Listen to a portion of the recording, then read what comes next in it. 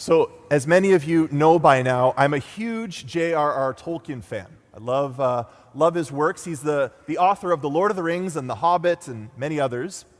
But in The Hobbit, one of the main villains is a dragon named Smaug. And this dragon is very greedy. He's gathered together this whole treasure hoard, and he actually sleeps on it. He sleeps on this bed of gold. And Tolkien brilliantly describes how dragons view their treasure. He says, dragons may not have much real use for all their wealth, but they know it to an ounce. So they don't really use their wealth, they don't really have much use for gold, but they know it. They've counted every single coin. And so when the hero, Bilbo, finds him, he takes one golden cup from his pile, just one cup. And it seems so small in comparison to the massive mound of gold that the dragon is sleeping on. But when Smaug wakes up from his nap, he notices that that cup is missing, and he flies into a rage. And it's said that his rage passes description, the sort of rage that is only seen when rich folk that have more than they can enjoy suddenly lose something that they've long had but have never before used. And I love how Tolkien writes this, right? That the dragon is missing this wealth, kind of like a rich person who has all this stuff. They don't really use it anymore, but they miss it once it's gone. It's just a beautiful encapsulation of greed. And I remember as a kid looking at this dragon and thinking to myself, come on, Smaug. Like, you've gotten so much treasure. Why are you missing this one thing? It didn't make any sense to me as a kid. And then I grew up. And I got a job, and I started making money, and I realized, oh, okay, money is a lot more fun than I thought. Like, you can do lots of cool stuff with it, you can buy lots of cool stuff with it, and suddenly the greed of Smaug became a lot more realistic, disturbingly so. And our society right now is incredibly materialistic. It's always telling us we need more stuff. We need more clothes, we need more gadgets, we need more decorations, cosmetics. We always need more. And even though we all like different stuff, depending on what our hobbies are, we all like it. We all like to collect whatever stuff we're into. And the ads are always saying, don't be satisfied with what you have. You need more. You need to upgrade. You need better. No matter how much we have, there's always a desire for more, even when it comes to stuff that we don't really need. And then once we have all this stuff, it's hard to let go of it. It starts to take over our closet, and then it takes over our room, it takes over our whole house, and then it takes over the garage, and you have to rent like a storage locker to keep your other stuff, and then heaven forbid you have to move, and you have to bring all that stuff with you somewhere else. But this clutter can have an effect on our lives. I don't know if you've ever walked into a room in your house and just felt stressed just from looking around. Like, wow, I've accumulated a lot of possessions over a short amount of time. And all of us struggle with this in different ways, and I'm no exemption. In fact, as I was preparing for this homily, Father Simon ever so kindly reminded me of my love for hoodies. And he said, maybe you can preach on that. I was like, yeah, well, maybe, we'll see. And he said, how many hoodies do you have anyways? I'm like, I actually don't know. So I went up to my closet. Guys, I have a problem. I have a problem. I have 10 hoodies. Okay. That's more than one for every day of the week. Like, that is way too many. But let me try to justify myself just a little bit. You can't wear the same hoodie to everything, right? You need to have your workplace hoodie, your stay-at-home hoodie, your napping hoodie, your sports hoodie, your dress hoodie for special occasions. You need all these different kinds. But lest you think that I am the only priest in the house with a hoarding problem, you've heard by now Father Aaron's board game collection. Now, I would just like to point out that that board game pile is actually touching the ceiling, if you can see right there. So, and this is not even all of them. He had some in his car, he had some in his office, he had some that were delivered that day. All in all, last time we counted, there was 59 board games. I didn't even know that many board games existed. okay? And you can bet that I tried to find what Father Simon was hoarding. Like, I did my research. I searched high and low. Turns out the man is a saint. He is way holier than both of us put together. He doesn't collect anything. He's so free. He lets go of everything, including his own hair.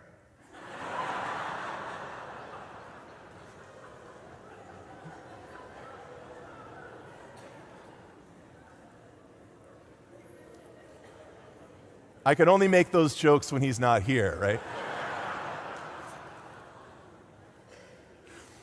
But seriously, isn't it true that sometimes we act like mythical dragons and we heap up piles of our special stuff and we don't want to share it, we don't want to give it away to anyone else, we don't want to loan it, and we certainly want to keep adding to it? And this tendency is actually a temptation to the sin of greed. And we're in this preaching series right now called Deadly. We're taking 7 weeks to walk through the 7 deadly sins. And these are serious vices that lead to other sins, and if they're left unchecked, they actually can lead us to spiritual death. And one of these 7 deadly sins is the sin of greed. And it's this preoccupation, sometimes even an obsession, with material wealth. But despite greed's obsession with wealth, with riches, the sad reality is that greed always leaves us poor. Greed always leaves us poor. And we see that reality in the parable, in the story that Jesus tells the crowd. And he opens this story by saying, the land of a rich man produced abundantly. This rich man begins to collect all of this wealth, all of these crops. And what's his first reaction? Does he look up to God and say, God, thank you. Thank you that you've blessed my land. Thank you that it has produced so well. Now I have so much. I have extra. I can give to the poor. I can give to those that are needy. Now I don't have to work as hard because I already have so much saved up. Like, I can spend more time in prayer. I can draw closer to you in prayer. No, that's not what he does at all. He doesn't even talk to God. He speaks to himself. And he says, you have ample goods laid up for many years. So relax, eat, drink, be merry. His first reaction with all of his wealth is to say, great, I've amassed all of these possessions. I can live a life of comfort. I can get drunk and party and kick my feet back and just hang out and enjoy all of my wealth. And he has so much stuff that he has to tear down his old barns and build new ones in order to store all of this stuff. More. This man is consumed with greed. But even though he'd stored up all of these material possessions, ultimately his greed would leave him poor because he didn't know it, but that very night he was going to die and come before the judgment seat of God himself. And God, looking at this man, says, you fool. This very night, your life is being demanded of you, and the things you have prepared, whose will they be? Those are kind of harsh words from God. You ever read the Bible sometimes and you're like, ooh, ouch. God doesn't hold back. You fool. Why is this man a fool? Well, because in his greedy desire to become materialistically rich, he has ended up becoming spiritually poor. Think about it. His whole life, this rich man spent all of his energy amassing all of these possessions, but then at the moment of his death, they were all gone.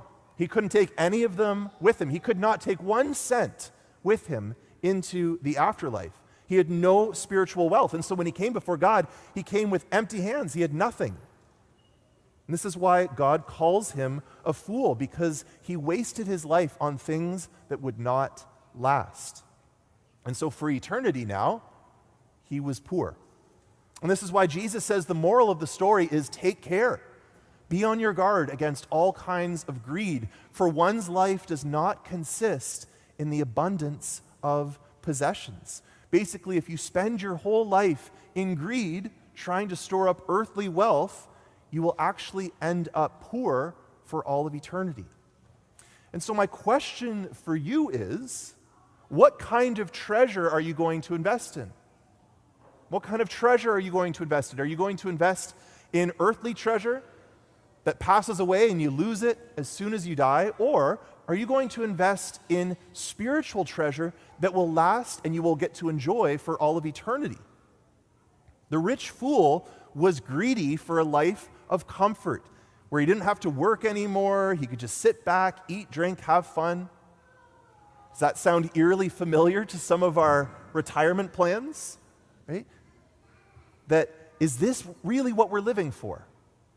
Is this the goal of our lives, to just have a comfortable retirement where we don't have to work anymore and we can do whatever we want? The rich fool, he wasn't satisfied with his old barns. He wanted to build new ones.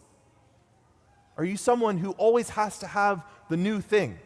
When the next model of iPhone comes out, you just have to have it, even though your old phone is working perfectly fine. Or when a new clothing line comes out, you just have to throw out all your old wardrobe and bring in the new stuff. It always has to be upgraded, always has to be the best of the best. The rich fool always needed more. He didn't have enough room to store all of his stuff. Are you someone who has a life that is overrun with possessions, that your house is just running out of room from all the stuff that you have? Are you addicted to online shopping and just constantly filling your cart with things that you don't need? All of this is greed. It's greed. It's a deadly sin. And it's a twisted desire for material possessions that leaves us spiritually poor. Now, I just want to be very clear that I'm not saying that you need to stop saving for retirement or that you need to somehow go back to work if you are retired. I'm not saying that it's wrong to own possessions. I'm not saying it's wrong to steward your wealth well. That's actually good. All of those things are good. God has given us possessions. He's given us things. This is good. It's good to own things. But we need to be properly ordered with it. We can't let that supplant God and the more important things in life. What I am saying is that we need to learn how to live a life of simplicity. We need to train ourselves how to live more simply, how to live with less, especially living in such a wealthy country as we do. Because greed is always saying more, more, more. But simplicity says, have less in order to focus on what is more important. Right? Greed says, always have more. Simplicity says, learn how to live with less so that you can focus on what is more important than possessions. And so if you actively want to fight greed, if you really want to do the work and fight this sin, we all have to learn how to live more simply, and that just means we have to give away some of our possessions. We just have to learn how to live with less. I'm not saying we give up everything that we own, but we do need to learn how to give up some of the possessions that we hold so dear. And so here's just some simple steps that you can think about, that you can pray about how you can live more simply. So first, take stock of all of your stuff, like I did when I went to the closet and counted out my 10 hoodies. Okay? Go and count whatever your stuff is. It's makeup or tools or books or video games, whatever it is. And look at them and realize, do I really need all of these? And the answer is probably not. You probably don't need all of it. And so figure out, maybe we can all commit to figuring out 3 things that we're going to give away this week, just as a way of saying, I'm just going to surrender this. And don't be surprised that when you think of 3 things to give away, that suddenly all these anxieties begin to bubble up in your heart. Like, oh, what if I need it in the future? What if I run out? I'm wasting all the money that I spent on this. That's normal, right? That's just the temptation of greed rising up again, trying to throw you off. So fight through that temptation and then just commit to giving it away, being free to give away some of your possessions. We're not going to die. We really aren't. And then to pray as we're doing so and saying, God, I'm doing this as a prophetic gesture, as an action saying, I don't want to be ruled by greed. I want you to be the center of my life. And so I'm giving away these small possessions as a symbol of the fact that I don't want to be ruled by possessions. And when we declutter our lives like this, we show that God is our greatest treasure. We make room for him. Now, greed, it can be a temptation for all of us, but when we spend our energy on acquiring more stuff, what happens is we lose that space for God in our lives when we acquire more and more clutter. And that's why Paul says we have to put to death, therefore, whatever in you is earthly, including greed, which is idolatry. He compares greed to idolatry because when we have all these possessions and all of our energy and all of our focus is on that, it becomes like a god in place of the one true God. And so he says, put it to death. He knows how hard this is. It's hard to put to death what's earthly in us. He says, put it to death, though, for the sake of the glory that God has for you. Because the reality is that we weren't made for this earth. You weren't made for this earth. This earth is temporary. Your life here is temporary. And you were made for heaven. God has created you to be with him for all of eternity. And Jesus promises in his word that in his Father's house there are many rooms prepared for us. I don't know if you realize just how awesome heaven is going to be. Like, heaven is going to be so much fun. I can't wait to go. It's going to be a blast. I can't wait to see what God has prepared for me, what God has prepared for you. I don't know what your place in heaven is going to look like. It's going to be amazing, whatever it is, because God, your Father, loves you, created you, designed you, knows your personality, knows you perfectly, and he's preparing a perfect place for you where you're going to be perfectly happy, perfectly joyful for all of eternity. It's like way better than any retirement plan we could think of here on earth. But of course, the greatest treasure of heaven is the fact that we get to possess God himself and be possessed by him. That the Jesus who we love so much, we'll get to gaze upon his face for all of eternity. Jesus in the Bible says that he is like a pearl of great price, that a wise man would be willing to sell everything he owned in order to possess Jesus. And in heaven, we get to receive him, be loved by him, delight in him, enjoy him for all of eternity. Heaven is going to be wonderful. And so let's start living for it now. Let's start living for it now with eternity in mind. Because the glory that God has prepared for us, the treasure that he's prepared for us in the life to come, is way better than any earthly wealth we could store up here on earth through our own greed.